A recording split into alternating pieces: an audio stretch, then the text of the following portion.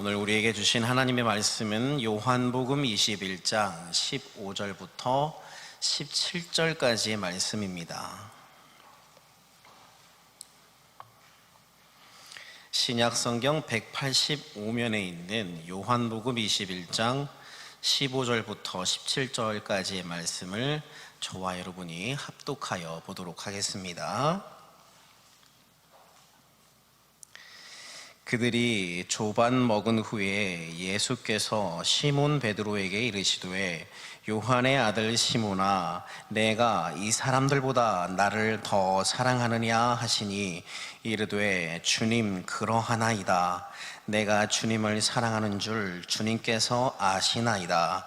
이르시되 내 어린 양을 먹이라 하시고 또 두 번째 이르시되 요한의 아들 시몬아, 내가 나를 사랑하느냐 하시니 이르되 주님, 그러하나이다.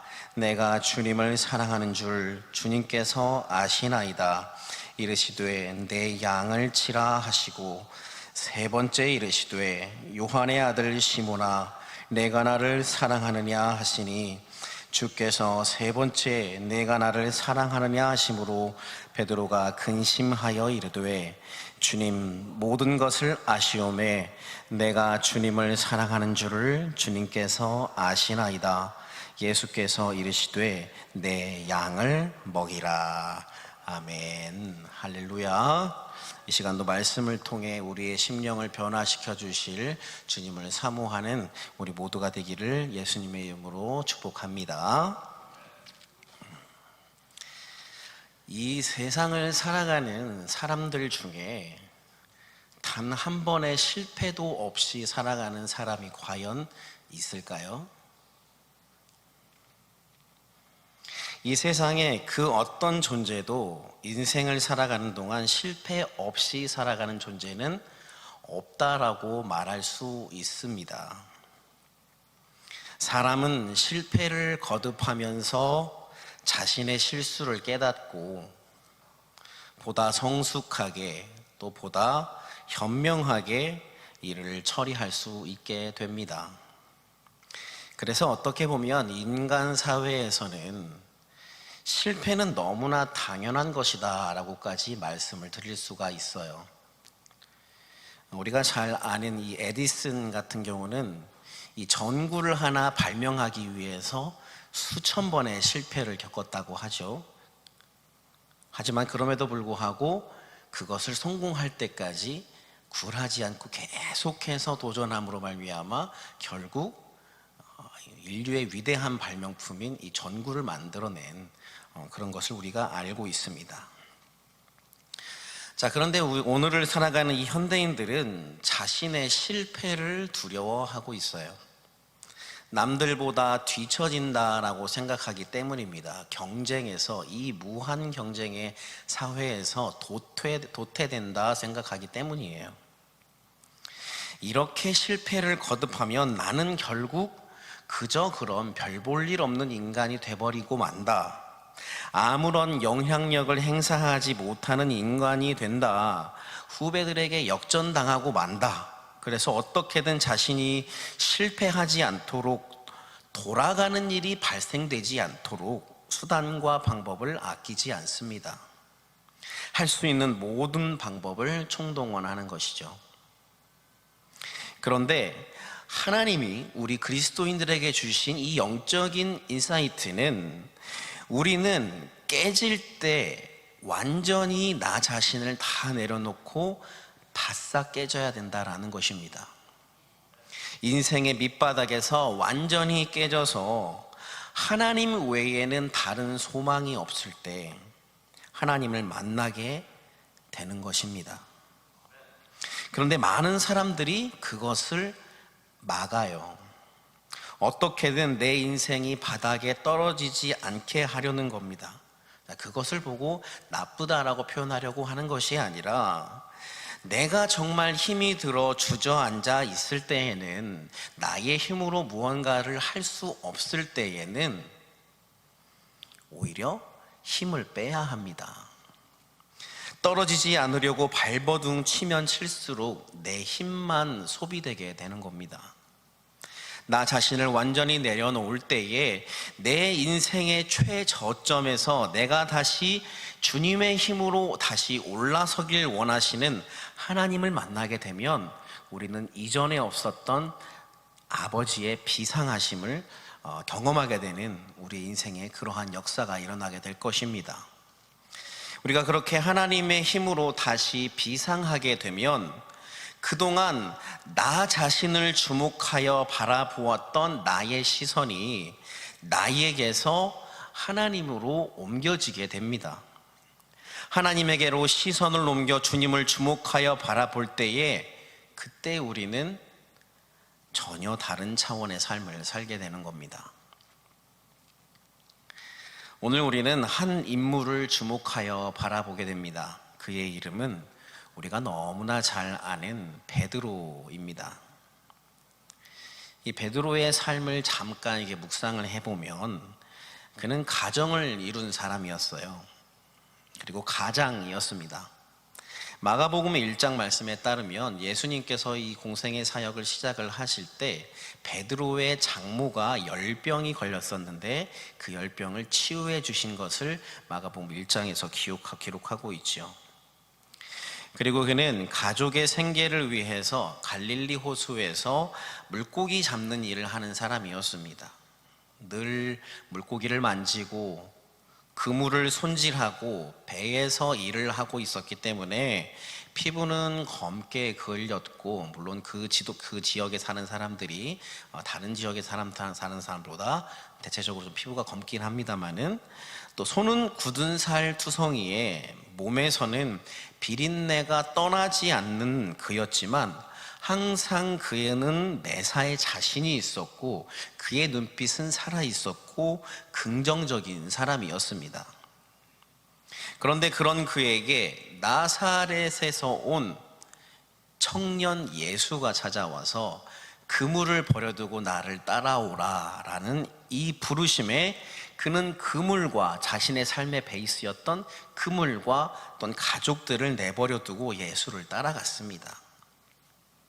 자신을 포함한 이 12명의 제자들과 때로는 살떨리는, 또 때로는 너무나 신나는 사역의 현장, 또한 천국 교육의 현장을 3년여간 예수님과 동고동락하면서 몸소 체험했습니다. 그런데 지금 그는 무엇을 하고 있는가 하면 물고기 잡으러 나와 있어요. 그가 지금 물고기 잡는 장소, 그곳은 다른 곳이 아니라 처음 예수님을 만났던 바로 그 장소입니다. 그 장소는 변함이 없는데 그의 마음은 처음 예수님을 만났던 그때와는 사뭇 다릅니다. 처음 예수님을 만나 갈릴리 호수를 떠날 때의 베드로는 감격과 환희에 가득 찬 상태였지만 지금 디베랴 호수, 즉 갈릴리 호수를 찾아온 이 베드로는 상실과 시리에 가득 차 있습니다.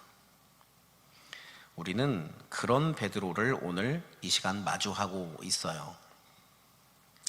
자, 그런데 우리가 성경 말씀을 조금 더 자세히 들여다보면 지금의 이 베드로, 오늘 본문의 이 베드로는, 예수님과 대화를 하고 있는 이 베드로는 부활하신 예수님을 처음 만난 것이 아닙니다.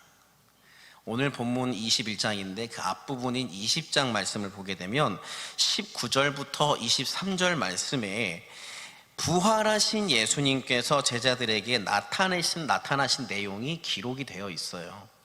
또 베드로뿐만 아니라 여러 제자들에게, 또한 도마에게도 나타나셨다라는 것이죠. 자, 부활하신 예수님을 만났다면 우리는 기대하는 바가 있습니다. 예수님의 제자들이 부활하신 예수님을 만났다면 이스라엘 사람들의 한 가운데에 서서 예수께서 부활하셨다, 십자가에서 죽으신 그 예수께서 부활하셨다라고 이렇게 당당하게 외치는 모습, 부활의 증인으로 살아가는 모습을 우리는 기대합니다. 그런데 제자들은 지금 어디에 있습니까? 물고기 잡고 있어요. 베드로가 한 나는 물고기 잡으러 가노라 하는 이 말에 제자들 여럿이 같이 따라갔습니다. 예수님의 부활을 직접 보았음에도 불구하고, 즉 부활의 증인이 되었음에도 불구하고, 부활을 알매도 불구하고 부활의 증인으로 살아가지 않는 그들의 모습이에요. 그들은 부활을 말하는 대신 물고기 잡으러 와 있습니다. 그렇다면 왜 베드로와 제자들은 물고기를 잡으러 갔을까? 우리 입장에선 이해가 되지 않지요. 그렇게 사랑했던 예수님, 그렇게 3년 동안 열심히 따라다녔던 예수님, 하지만 예수님 죽으셨지만 정말로 예수님 말씀하신 대로 죽음을 이기시고 사망 권세 이기시고 다시 부활하신 그 예수님을 만난다면 너무나 감격해서 어떻게 할지 모를 것 같은데, 그 제자들의 행동이 우리의 기대와 다르다라는 것이죠. 베드로도 마찬가지입니다. 누구보다 예수님을 뜨겁게 사랑했고, 누구보다 부활하신 예수님을 만났을 때 가장 격하게 반응했을 것 같은 그 베드로, 그리고 부활하신 예수님이 성령을 받으라 라고 또 말씀하셨는데도 불구하고 물고기 잡으러 가고 있다라는 말이죠. 자, 여기서 베드로가 예수님을 따라다닌 그 의미가 예수님이 베드로를 부르셨을 때의 그 부르심의 목적과 같지 않았음이 드러나고 있는 것입니다. 자, 여러분, 베드로는 어부예요. 어부라는 직업은 사회적으로 그렇게 추앙받는 직업은 아니었습니다. 그리고 이스라엘 안에는 오랫동안 메시아 대망 사상이 있었어요. 오랫동안 기다린 메시아를 기다리고 있었습니다. 언젠가 메시아가 나타나서 우리들을 구원해 줄 것이다 라고 하는 아버지의 아버지로부터 들은 그런 이야기가 있어요. 전설 같은 이야기가 있습니다.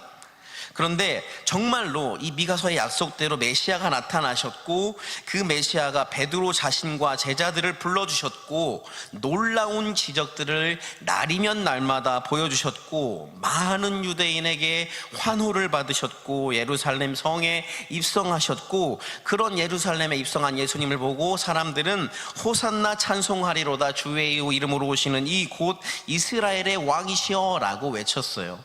누가 보아도 유대인의 왕으로 오신 것으로 여겨졌습니다.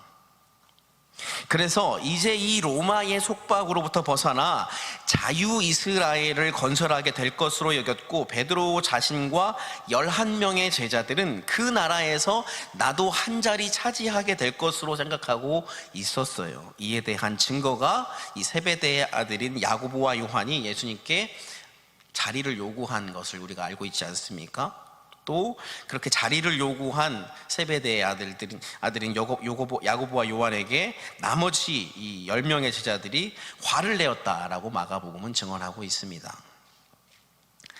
즉, 예수님은 제자들에게 복음을 들고 세상을 변화시킬 사도들이 되어야 함을, 그것을 주제로 그들과 함께 하셨지만, 그들은 새로운 세상에서 한 자리 차지하고 싶은 마음으로 예수님과 동행했다라는 사실이에요. 저는 개인적으로 예수님의 제자들 가운데에서 이에 대한 가장 큰 기대를 가지고 있던 사람이 바로 가룟 유다였을 것이라고 생각합니다. 기대가 큰 만큼 실망도 큰 법이잖아요. 예수님에 대해서 가장 크게 기대했지만 예수님이 자신이 생각했던 모습이 아닌 십자가에서 죽을 것을 계속해서 말씀하시니까 그의 그 큰 기대는 배반으로 변하게 되었던 것이죠. 예전에 개봉을 했던 영화인데 막달라 마리아 부활의 증인이라는 영화가 있어요. 거기에도 보면은 이 유다의 그런 기대와 또한 실망을 잘 표현한 그 영화가 있습니다. 여러분, 그래서 한번 기회가 되시면 한번 찾아서 보시면 좋을 것 같아요. 이 베드로는 자신이 기대했던 바가 완전히 무너졌다라는 이 사실에 괴로워하고 있어요. 또한 죽은 자도 살리시는 능력 있는 예수님이 그 많은 로마에서 예수님만은 그 로마에게서 우리를 건져주시겠지 생각했던 바로 그 예수님이 그간의 형장의 이슬로 사라져간 앞선 자들과 별반 다를 바 없이 무기력하게 로마의 창칼 앞에 돌아가셨다는 그 사실 앞에 허탈한 마음으로 지금 디베랴 호수에 나와 있는 겁니다. 하지만 그런 그들을, 그리고 베드로와 제자들을 멀리서 지그시 바라보시는 예수님, 그들을 위해서 조반을 준비하시고 기다리는 예수님이시지요. 예수님은 그들에게 조반을 준비하시고 함께 조반을 먹은 후에 예수님은 베드로에게 이렇게 말씀하십니다. 우리가 잘 아는 예수님의 3번의 질문과 베드로의 대답, 그리고 예수님의 3번의 명령입니다. 여기서 예수님은 베드로를 반석 베드로라고 부르시지 않고 시몬, 처음 불렀을 때 그 이름 시몬으로 부르고 계셔요. 요한의 아들 시몬아, 내가 이 사람들보다 나를 더 사랑하니?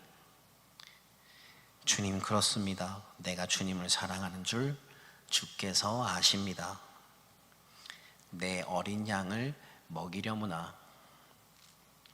요한의 아들 시몬아, 내가 이 사람들보다 나를 더 사랑하니?